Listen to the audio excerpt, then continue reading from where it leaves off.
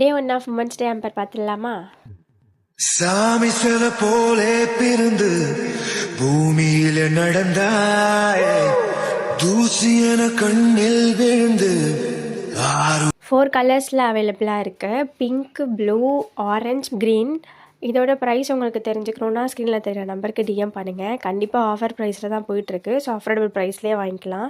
கலந்தாய் கால் முளைச்செருங்கோலியா நீ நடந்து வாரே புள்ள.